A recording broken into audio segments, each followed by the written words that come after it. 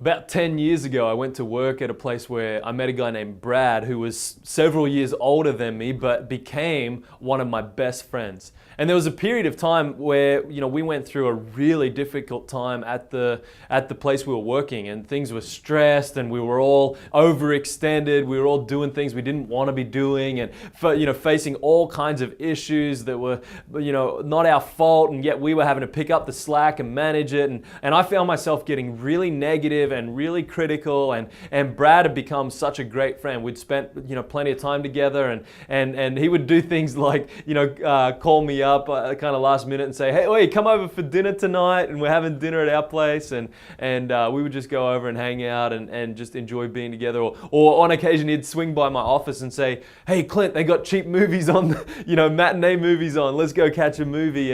And he was just great at initiating distractions from all the chaos and stress and stuff, the junk that was going on at work around us. And I didn't realize how those things were actually so significant for building our relationship, that we could go see a movie together, we didn't have to talk, we both enjoyed movies, and we'd go get a coffee afterwards and enjoy talking about it, and that our friendship really grew and developed as we did things like that together, to the point that when we then left and moved away, Brad and I both at different times confessed to each other that we feel like we'd lost such a close friend, and things got really difficult for us for a period of time. However, we still, even though it's years on, we still stay in touch regularly. We call each other on the phone, even though I live on the other side of the planet from him now. We call each other regularly. We stay regularly up to date and in touch with each other and what's going on in each other's lives. And he cares deeply about me. I know that I could share anything and everything with Brad,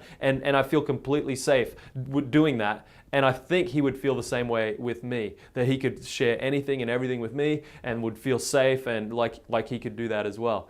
And really, that's what we're talking about. That kind of relationship is the kind of relationships that we're talking about here when we talk about deep, meaningful, significant relationships. I'm convinced Brad is going to be one of my closest friends for life. And that's not going to change, because we've experienced some stuff together, we've walked through good times, we've walked through bad times, and we don't hold that against each other. We've grown together through that, and even though we're worlds apart from each other, we're still really, really close. And anytime I'm traveling, I usually stay with him and his family, and it's like no time has passed. We pick right up where we'd left off. And really, that's what deep relationships are about, where we care deeply about other people, those people that we're in the relationship with, and we know that they care deeply about us. It's this mutual, reciprocal thing. And it's beyond that. When you get together with these people, you don't have to have serious conversations, but you know that you could if you wanted to. I mean, you know what I mean? And it's also these people that know the things that matter most to you, those things deep down inside of you, those things that motivate you and why they motivate you. They know that about you. Those things that you even wish were different about yourself. They know those things too, but they don't use that knowledge as a weapon against you or to judge you or anything like that. See, it's not like you even have zero conflict in these kind of relationships either. But when you do, it's handled in a loving and respectful and open and honest way that's committed to working out a resolution, and moving things forward, rather than trying to, hurt and offend and take it out on the other person. This is the kind of deep relationship that's all about. And in short, when we live in these kind of relationships with other people, we really live our lives together. We don't live our lives alongside of each other. We live our lives together. And these relationships begin to shape and form the context of our lives. Our lives become not only about our own direction, but about theirs as well. And vice versa. Our lives become about their direction as well. And in the absence of those deep relationships, we actually live in isolation from other people, touching their lives only as proximity or selfish interests would dictate, and then we move on again.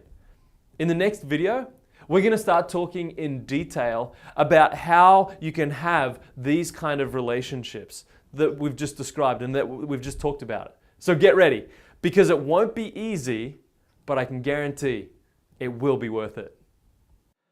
Hey, if you found this material helpful, then just click on the link below and it'll take you to a website where you can access a whole video series that's developed in helping you to take your relationships deeper. See, I think we are all created to experience deep, meaningful, significant relationships that go beyond just the surface level. So we'll explain some of the principles of what those relationships look like and then start talking specifically about how you can have those kind of relationships. And you can have it. It is possible. So click on the link below and you'll gain access to the whole video series.